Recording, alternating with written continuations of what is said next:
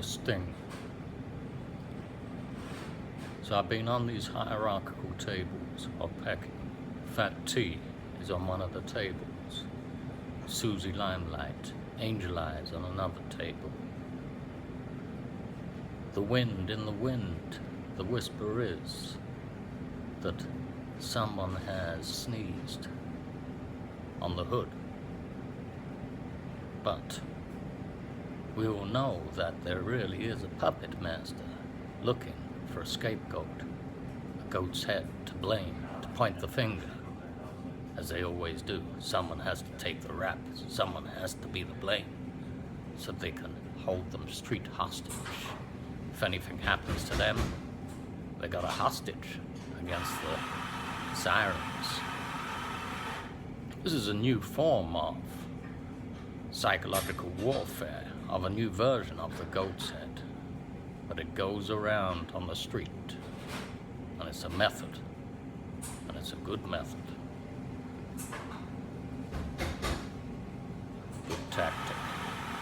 So I'm in this bar, and all of a sudden this man with gray, misty blue eyes comes up to me.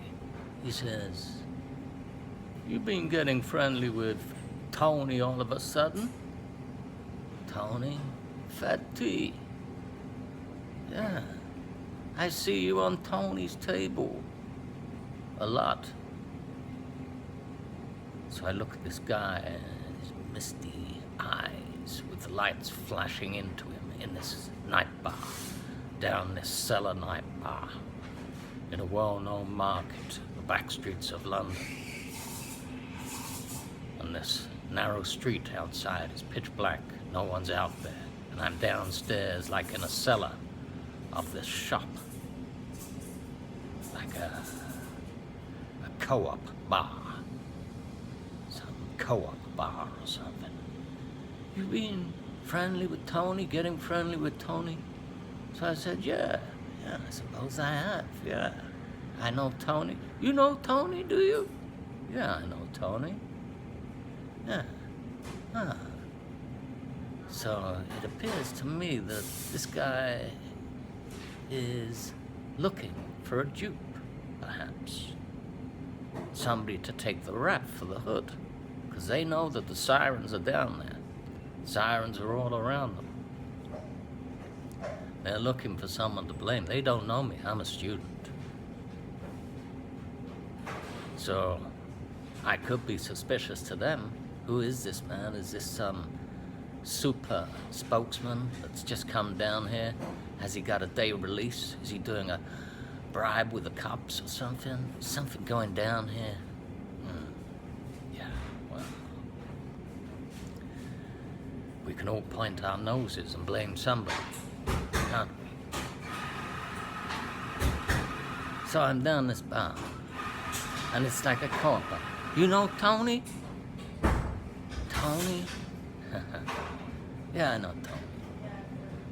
Anyway, he starts befriending me. The next day, he comes over to my place. We're having a drink, a lime shandy, and he sees my tarots. All of a sudden, I look at my tarot, and there's the hanging man pointed face up, and there's a line, a white line on that tarot. Anyway, we go for another drink in a bar. All of a sudden, the pub manager of this other bar is looking at us all shifty, and then he's on the blower at the back of his office. Perhaps, I don't know, he's an ex-cop or something, I don't know. We're in this low-down bar off a terrace street, a couple of steps down. And so all of a sudden, Fat T comes up to me, and he says, "Jimmy, you're a grass, aren't you?" And I'm thinking, what? And this is on the hierarchical tables. Why could I be some sort of spokesman? I don't quite get it. I mean, it doesn't quite fit the scene. Nothing's happened to the hood as yet. All as I can see is two groups of people down there. two lots of mobsters, which I can't tell apart.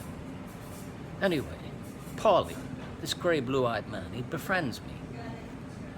Suddenly I see a white van, a transit van, in my periphery, in the back of my periphery. And there it is, parked in the distance in this market, white large van, with love written on the back of the codex, love. And I'm thinking to myself, I've seen this machine of menace somewhere before. The next day I'm down there, along comes this van again, machine. It's right alongside me. A week passes, there it is again. When I pop down to this market, that van is coming alongside me. There's two men in the distance, a tall man and a large man, very large man, 6 foot and a 6'2" man. There's eyeballing me. I don't know who these people are. All of a sudden, I've been befriended by a gray blue eye. You know Tony? Yeah, I know Tony. All of a sudden, seems like a group pursuing me, invisible to my eye. I can see them in the corner of my eye, but they're shadowing me. Perhaps, I don't know, but perhaps this guy in this machine, this van, this white transit, is a cartel member, and perhaps the cops are pursuing him. Perhaps he is the one that's looking for this goat's head to blame. He doesn't want to take the rap. He'd have all the cartel coming after him, calling him a whistleblower. They'd hunt him down and he'd be a goner, wouldn't he? Best method would be to find somebody to blame, the innocent bystander. Who could that be? Oh, perhaps the jovial student who's losing his mother, who's just come down for a bit of enlightenment to enlighten his days. You don't know. The setup, the sting.